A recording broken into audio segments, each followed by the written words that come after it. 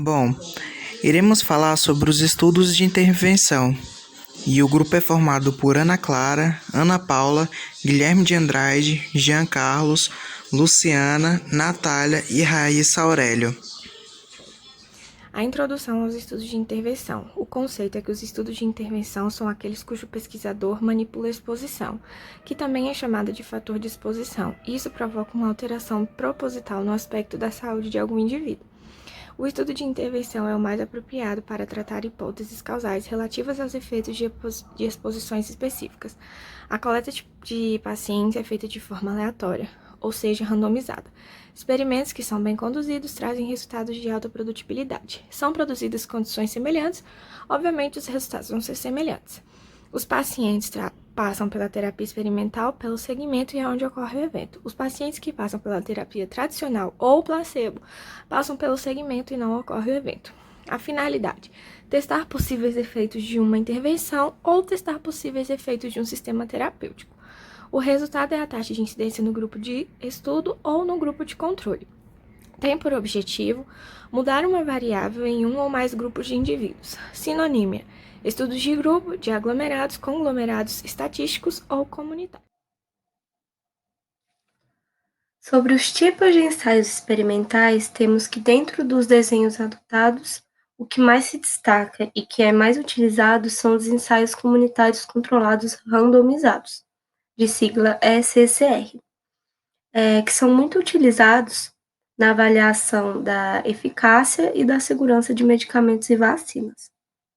Os ECCRs têm sua estrutura básica resumida da seguinte forma: uma corte é identificada a partir de um grupo de indivíduos sadios que são alocados de forma randomizada ou aleatória, em grupos que receberão alguma intervenção e em grupos controle para comparação. Após um determinado período de estudo, a ocorrência de um desfecho previamente definido e que deve ser medido de forma similar para o grupo controle e para o grupo intervenção.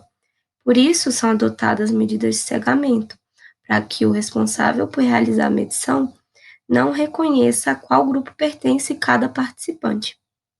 O processo de cegamento pode ser classificado de diferentes formas, a depender do estudo que está sendo empregado.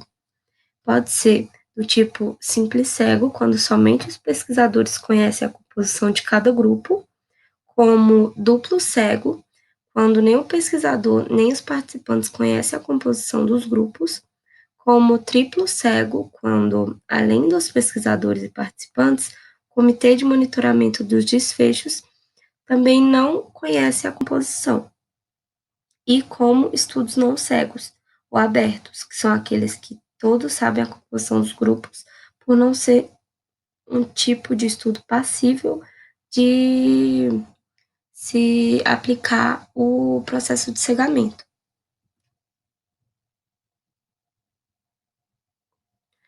Outra modalidade de estudo são os ensaios comunitários não randomizados.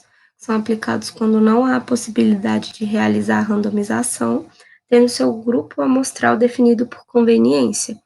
Essa modalidade pode ser classificada de duas formas, como estudos randomizados concorrentes, em que a intervenção ocorre ao mesmo tempo que o grupo controle é selecionado, ou em estudos não randomizados e não concorrentes, onde é realizada uma comparação no tempo do tipo antes e depois, comparando a antiga intervenção com a nova. Existe também a modalidade de desenhos fatoriais, em que duas intervenções são analisadas simultaneamente, podendo utilizar o mesmo grupo controle, sendo que uma das desvantagens desse tipo de ensaio é que uma intervenção pode gerar interferência na outra. Pode haver interação entre as duas. Outra modalidade são os ensaios crossover, que é um tipo de estudo randomizado em que os grupos de intervenção e controle se alternam em períodos bem definidos. Ora, um grupo pode ser intervenção, ora pode ser controle. Esse tipo de estudo apresenta a desvantagem de possível interferência da intervenção aplicada no momento que ele passa a ser controle. E, por fim, a última modalidade apresentada é o ensaio de equivalência, que é utilizado quando se deseja substituir a intervenção atual por uma nova intervenção, com a finalidade de diminuir os custos, os efeitos adversos ou outros fatores. Planejamento e condução de estudos. Bom, para que aconteça um bom planejamento e condução de estudo, é preciso alguns aspectos, que são eles: a existência de uma boa questão de pesquisa, fundamentada no conhecimento científico e atualizada acerca da questão, a existência de evidências de um adequado balanço entre riscos e benefícios de intervenção, e os recursos financeiros, tecnológicos e humanos para a realização do estudo. Nessas etapas do processo de pesquisa devem ser padronizadas e bem definidas no protocolo de estudo. E na elaboração desse protocolo, as definições elas referentes a cada uma das etapas e a identificação da população de estudo com os critérios de elegibilidade para a inclusão dos indivíduos devem estar claramente definidas. E também a população escolhida de onde serão retiradas e os participantes deverão possuir características de interesse para o estudo que envolve população de estudo, recrutamento dos participantes e definição da intervenção de magnitudes de efeito. A alocação dos grupos ela é feita pelo processo de randomização, que é um processo que a alocação ocorre de forma aleatória, que consiste em um estudo que compara o efeito e o valor de uma intervenção com controles. Então, a alocação dos grupos ela é dividida entre grupo de controle e grupo de intervenção. O grupo experimental ou o grupo teste ou de intervenção é onde realiza-se a intervenção e a aplicação ou supressão do fator suspeito com causa variável independente, com vista a observar e possivelmente medir a produção do efeito correspondente, variável dependente. E o grupo controle ou de comparação é onde a composição demográfica ou por outras variáveis deve ser o máximo possível semelhante à do grupo experimental. E é nesse grupo que não será realizada a intervenção. Semelhante ao estudo de corte, os estudos de intervenções, eles realizam um segmento da população de estudo durante um determinado tempo. Após isso, comparações são feitas entre dois grupos, o grupo exposto e o grupo não exposto, que também é chamado de grupo controle. O cálculo do tamanho da amostra é feito de acordo com determinados parâmetros, como frequência estimada do desfecho no grupo controle, efeito da intervenção, definição do nível de erro tipo 1, definição do poder estatístico tipo 2. O cálculo amostral ele vai gerar duas variáveis distintas. Uma tem uma resposta binária e a outra produz uma resposta contínua. Aqui no slide estamos mostrando as duas fórmulas para as duas variáveis. Bom, agora iremos falar sobre análise e interpretação desses dados.